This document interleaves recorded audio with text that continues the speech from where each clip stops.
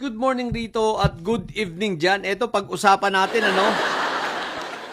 mga didilis ng mga fake news. Okay, ito pag-usapan natin, sapagkat hanggang ngayon, walang confirmation galing kay, Barbie Duterte, kay Barbie mismo, na siya nga ay nagpadala ng eroplano para sunduin itong mga repatriates na kababayan natin dito sa Middle East. Ang tanging nagpapakalat lang ng fake news nito ay walang iba kundi ang mga didilis. Aba, mga didilis. Anyari na sa inyo. Talaga bang siraulo na kayo? Unang-una, kailangan sabihin nyo muna kay Basti na i-confirm niya. Nasabihin niya na siya mismo ang nagpadala. Hindi yung nagko-content kayo ng gawa-gawa at gawa-gawang mga istorya na walang katotohanan. Sa bagay, dyan naman kayo sanay. Kaya lang, mga didilis, wala pa ang confirmation ngayon si Barbie ninyo. Anong masasabi nyo rito? Ang lakas lang ng tama nyo, di ba?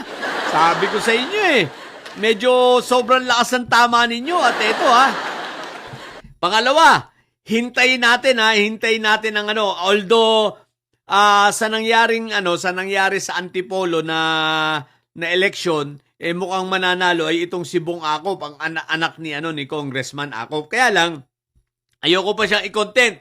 Hintayin natin pag lumabas na ang resulta, tsaka ako kayo bibirahin.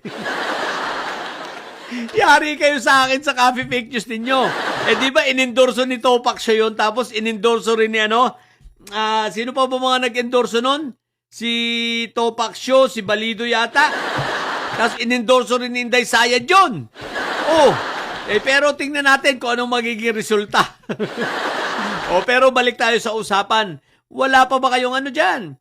Wala pa ba kayong bagong gimmick? Gawa naman kayo ng bagong fake news, At kumpirmahin ninyo sa fake news ninyo, i-confirm ninyo, sabihin ninyo, eto, nagkonfirma na si Mayor Baste Duterte na siya ang nagpadala ng eroplano dito sa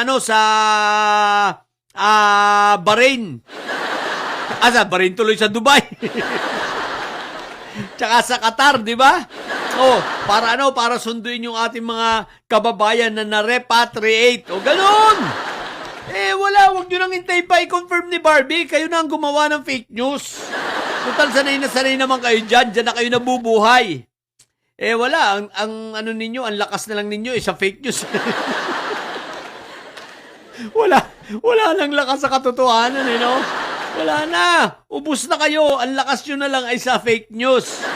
Sa paggawa ng mga kalokohan fake news.